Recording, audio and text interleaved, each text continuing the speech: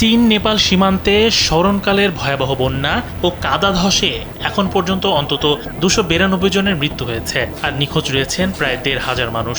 এই বিপুল সংখ্যক নিখোঁজদের উদ্ধারে এবার সরাসরি সামরিক হেলিকপ্টার ও বিশেষ বাহিনী নামিয়েছে চীন। নিখোঁজদের উদ্ধারে ইতোমধ্যে 2টি সামরিক হেলিকপ্টার দুর্যোগের কেন্দ্রস্থল গিরং বন্দরে পৌঁছেছে বলে চীনের সংবাদ মাধ্যম সিজিটিএন এর এক প্রতিবেদন থেকে জানা গেছে। চীনা প্রতিবেদক লিউ গুয়ানসিং জানান, পরিস্থিতির গুরুত্ব বিবেচনায় হেলিকপ্টার দুটির আগের পরিকল্পনা পরিবর্তন করেছে। প্রথমে দিনগ্রি বিমানবন্দরে থামার কথা থাকলেও পরে জ্বালানি ও প্রয়োজনীয় উদ্ধার সরঞ্জাম নিয়ে প্রায় 2 ঘন্টা উড়ে সরাসরি গিরং বন্দরে পৌঁছায় হেলিকপ্টার দুটি। লোডশেডিং কিংবা ঘরের বাইরের তীব্র গরমে ওয়ালটন রিচার্জেবল ফ্যান থাকলে থাকবে শুধু বাতাস আর বাতাস।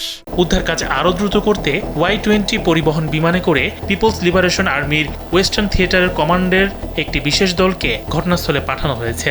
এদিকে চীন ও নেপালে ভয়াবহ এই দুর্যোগে এখন পর্যন্ত 292 জন নিহত হয়েছেন। নিখোঁজ রয়েছেন 1384 জনের বেশি। পরিস্থিতি মোকাবিলায় দমকল বাহিনী, সামরিক সদস্য ও প্রকৌশলী সহ 1500 জনের বেশি কর্মীকে উদ্ধার কাজে নামানো হয়েছে। তবে দুর্গম পাহাড়ি এলাকা, বিচ্ছিন্ন যোগাযোগ ব্যবস্থা এবং নতুন করে কাদা ধসের আশঙ্কা উদ্ধারকারীদের জন্য বড় চ্যালেঞ্জ হয়ে দাঁড়িয়েছে। ফলে প্রতিকূল পরিস্থিতির মধ্যেই নিখোঁজদের সন্ধানে দ্রুত অভিযান চালিয়ে যাচ্ছেন উদ্ধারকারীরা।